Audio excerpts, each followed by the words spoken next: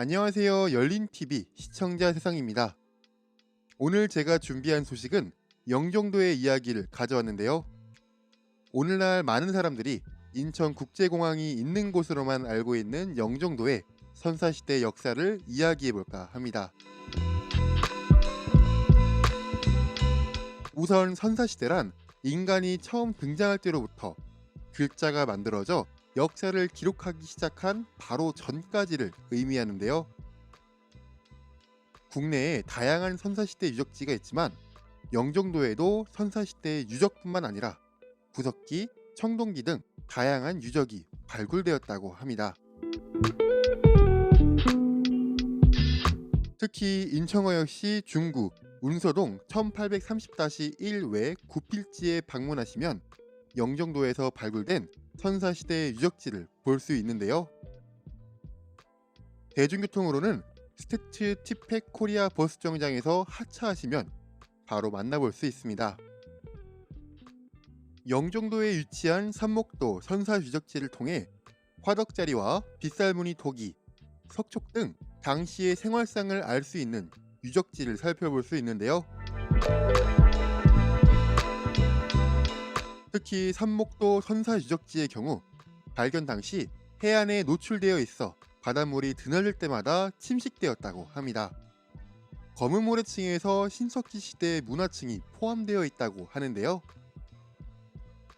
그래서 그런지 선사시대 유적지에 보존되어 있는 유적들 대부분이 검은색을 띠고 있는 것을 알 수 있었습니다.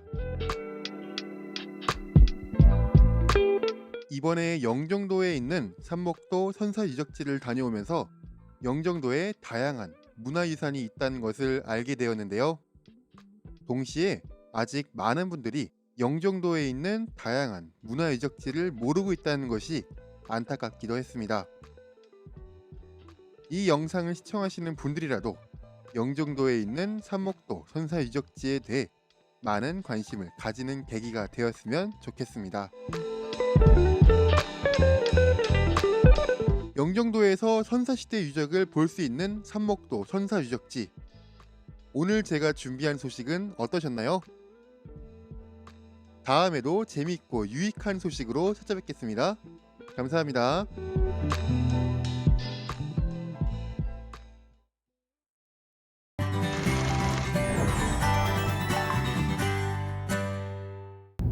세계적인 인천국제공항에 위치한 영종도는 볼거리 즐길거리가 많은 힐링 명소인데요. 오늘은 영종도 석산곳을 소개하려고 합니다. 요즘은 공사로 인해 선착장으로 내려가는 입구가 폐쇄되었지만 서해에서 일출을 볼 수 있는 곳으로 유명합니다. 석산곳의 위치는 영종도 스카이 72 골프장 앞 영종 해안도로에서 돌출된 곳인데요. 해안 자전거 도로에서 라이딩을 즐기다가 잠시 쉬어가는 곳으로 바다를 바라보며 여유로움으로 힐링할 수 있답니다. 그러나 인천국제공항 이착륙장이 가까이 있다 보니 비행기의 커다란 굉음 소리에 깜짝 놀라기도 한데요.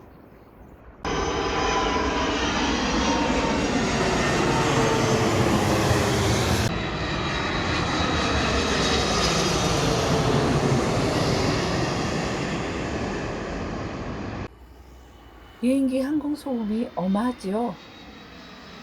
그나마 비행기를 가까이 볼 수 있어서 신기하기도 합니다.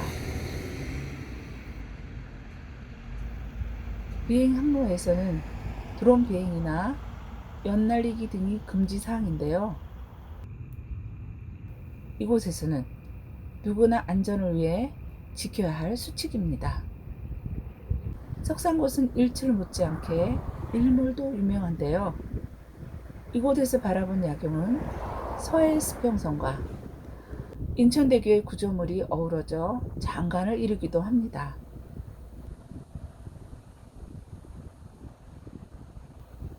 석산곳 앞으로 넓게 펼쳐진 갯벌과 바다를 조망하기 좋으며 인천대교의 아름다움이 더욱 두드러져 보이는 최고의 조망지인데요.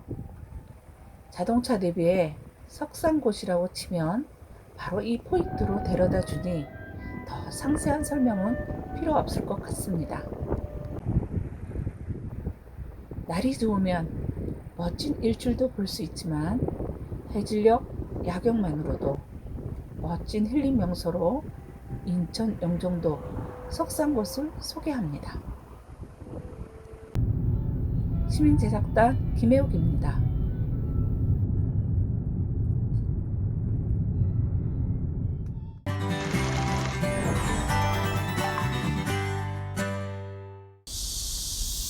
숲을 떠매고 갈 듯 요란스레 소리를 내는 이들은 누구일까요? 도대체 왜 이리 시끄럽게 울어대는 걸까요? 다시 여름이 되었어. 조금 컸지만 그래도 좀 작지요. 선생님이 읽어주는 책 이야기에 귀를 기울이며 궁금증을 풀어봅니다. 새아침 생태학습관에서 진행되고 있는 체험학습 현장인데요. 오늘은 매미에 관해 알아보는 시간입니다.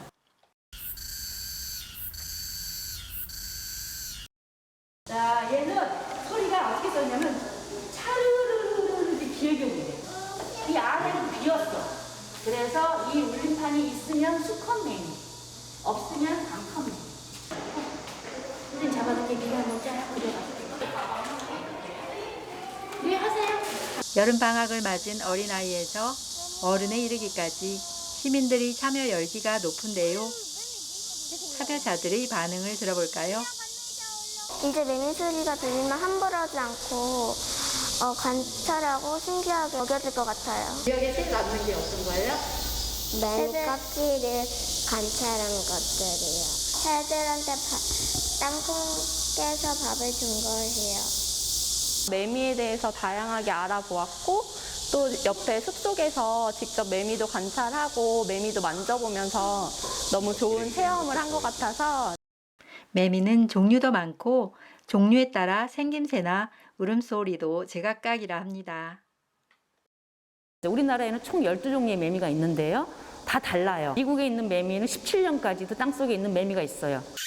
이처럼 여러 해 동안 긴 시간 땅속에 살던 매미가 나무 위로 올라와 우아한 날개를 펼치기까지 어떤 과정이 필요한 걸까요?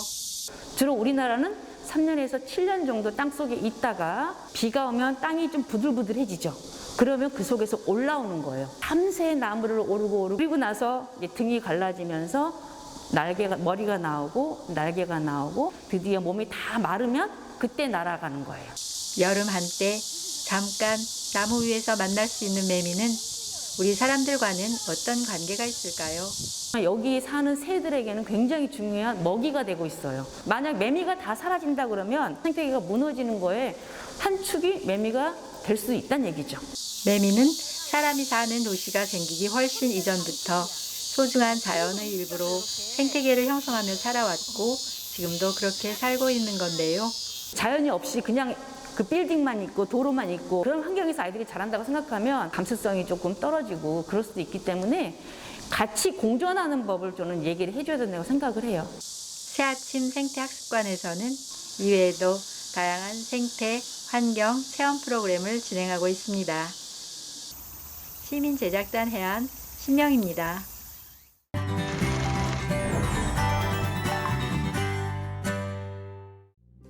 안녕하세요. 열린TV 시청자 세상 시민제작단 김성경입니다. 우리나라 국토의 높이는 어떻게 정해지는 건지 아시나요? 대한민국 해발 높이의 기준점을 정할 수 있는 수준 원점에 대해 알아보러 가시죠. 우리나라의 국토의 높이와 백두산, 설악산은 각자의 높이가 있는데 무엇을 기준으로 삼아 그 높이를 정하는 걸까요? 그것은 바로 이 수준 원점을 기준으로 측정된다고 합니다. 높이를 이야기할 때 우리는 흔히 해발 몇 미터라는 말을 사용하는데요. 해발은 기준면으로부터 어느 지점까지의 수직 거리를 말합니다. 표고, 고도라고도 하죠. 표고와 고도는 평균 해수면을 기준으로 합니다.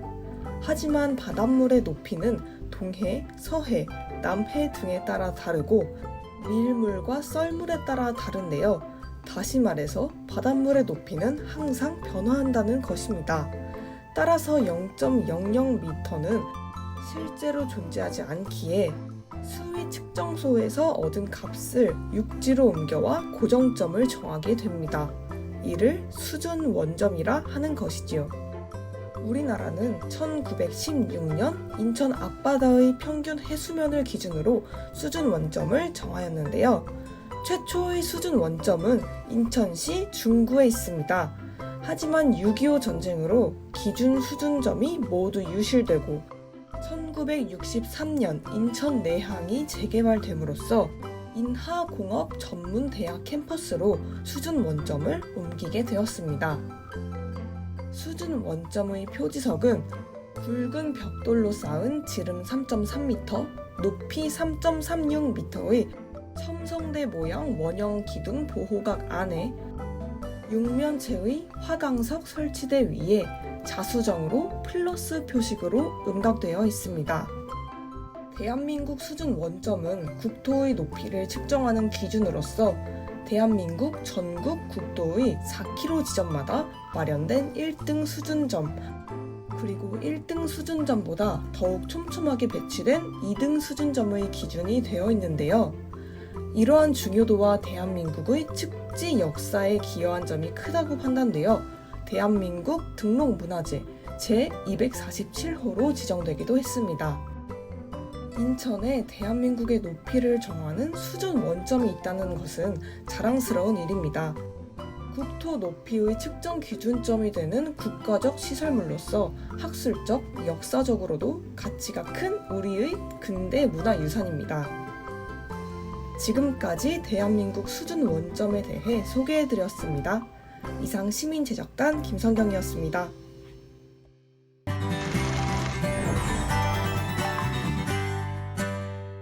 영화 물가가 오른 요즘 저렴한 가격으로 예술 영화를 즐길 수 있는 곳을 찾아보았는데요.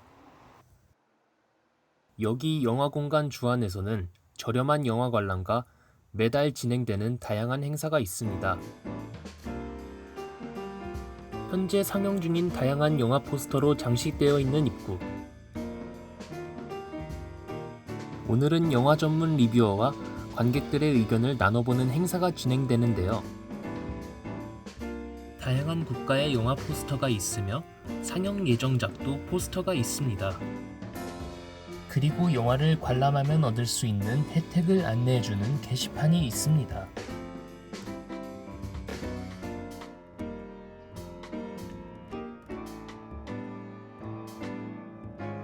영화를 보기 전 대기할 수 있도록 넓은 곳에 많은 의자, 테이블이 있어 음료수를 마시면서 대기할 수도 있습니다.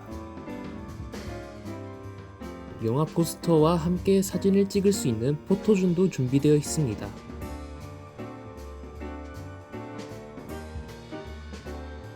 벌써부터 많은 사람들이 모여 있는데요.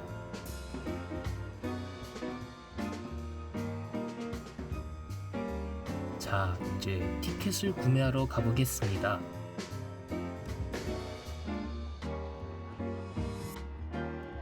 영화 관람 시 사은품도 증정해주네요. 상영관은 1, 2관, 3, 4관으로 나누어져 있으며 입장 시간은 안내원이 알려줍니다.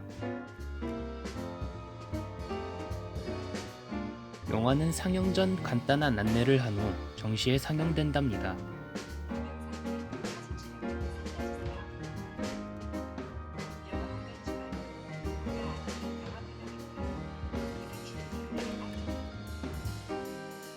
영화가 끝나고 전문 리뷰어님이 들어오며 대화가 시작됩니다.